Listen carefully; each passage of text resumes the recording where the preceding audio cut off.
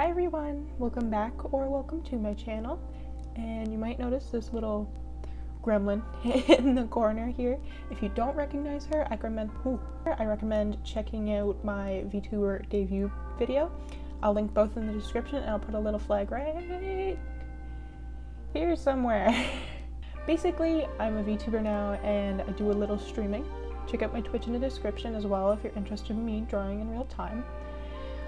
This speed paint was actually supposed to be drawn on Twitch as well, but unfortunately I can't do screen recording as well as stream at the same time. So this was supposed to be on my Twitch, but now you get to see it yourselves. We generally have a really good time on Twitch. I started streaming just to talk to you guys in real time, and it's been a pretty good time so far. So if you're interested in that, I will link it in my bio, and I hope to see you in my chat sometime.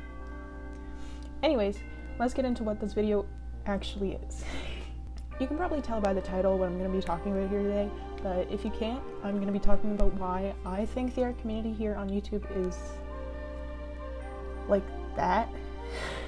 If you don't know what I mean by like that, it'll make sense further on into the video. I feel like I need to preface this with saying this is all my own opinion. If you have any differing opinions and ideas, that is okay. Anything I say within this video is purely speculation and just simply what I have observed and seen. It doesn't mean that it's all fact. Please exercise critical thinking, and if you hear me say or something kind of whack, you know, it might be kind of whack. Also, I'm going to avoid using names of specific people in this video except for one person. That person is Hopeless Peaches. I'm purposely going to be vague about most things and situations because I don't want to, you know, ignite anything again. However, Hopeless Peaches was especially pushed off this platform by the art commentary community, and her case is quite fucking scary. So I figure I should mention it by name, otherwise I don't think that it would make much sense, and it might sound maybe made up. Otherwise, no names will be used. So this topic kind of came to mind while I was basically researching what I wanted to do with this channel, and, you know, in the long run, where I wanted to end up. Most of the stuff that I found while doing a little research was surprising and intimidating, because most people run their channels in a, for lack of a better word, spooky way. They seem to be constantly walking a fine line of advancing their career and completely destroying their career. With every video they make, they walk that line. I'll get more into this later. As someone with anxiety and other mental health problems, this stuck out to me an incredible amount because, holy shit, I can't base my entire internet presence around constant fear because I'll literally die.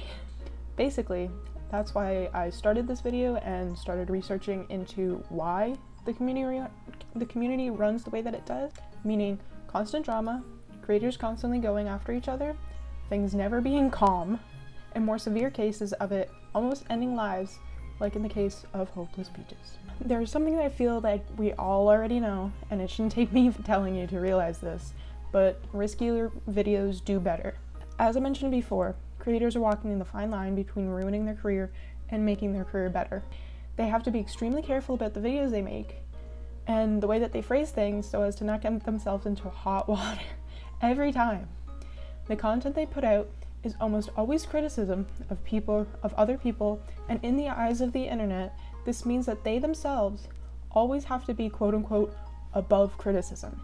This means that they can't fuck anything up or have done anything fucked up in the past, otherwise they can't be trusted to criticize others. There's a total gap of logic there, but that is just how this works. However, a lot of creators use this leap of logic to their advantage and are able to make content out of other creators this way, at least from what I've seen. This is where shit gets spooky and the community becomes a place where no true friends can be made. It becomes a place where everyone around you will seem nice face to face, but when you slip up, they will not be afraid to make a video about you using out-of-context screenshots to advance their own careers, create petty drama, and earn that sweet, sweet AdSense coin. This can work well in the sense that everybody making these videos is sort of, you know, like in on it, meaning that everyone is playing the same game and understands that the drama isn't personal. It's what keeps their channels alive and what keeps them housed and fed.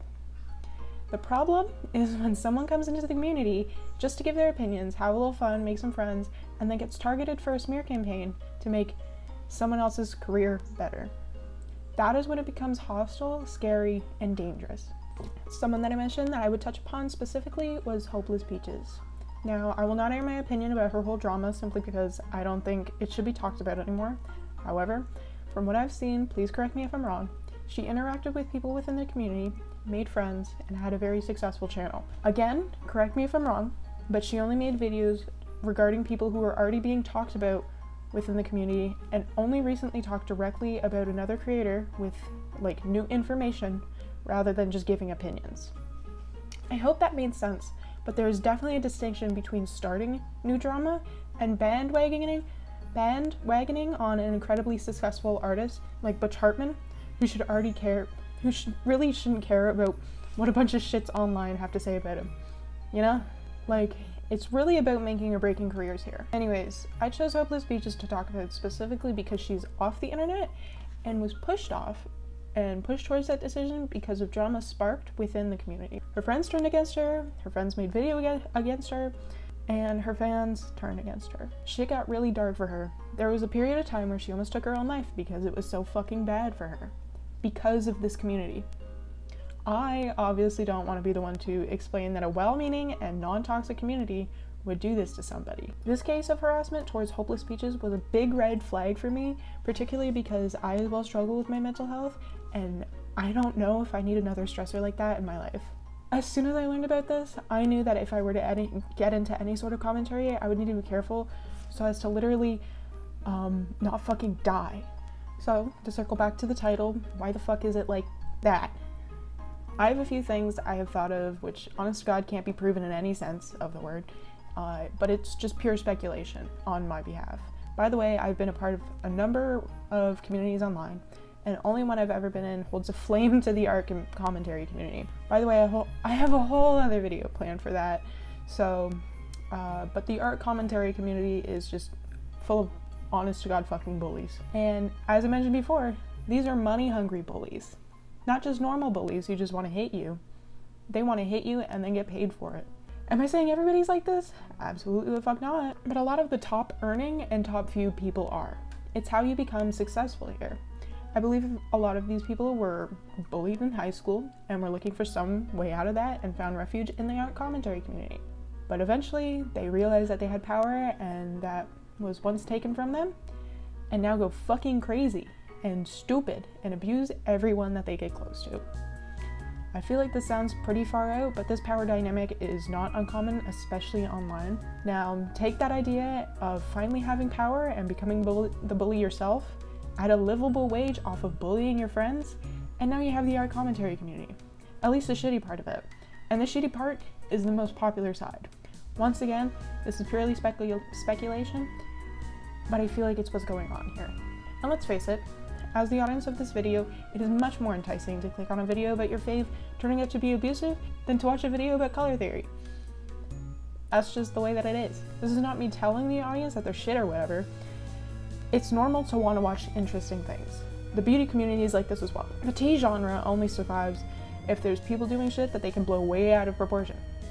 And this community is no different, especially since this community goes after friends and fellow creators. It's not just them looking at like James Charles, it's them looking at their friends, you know?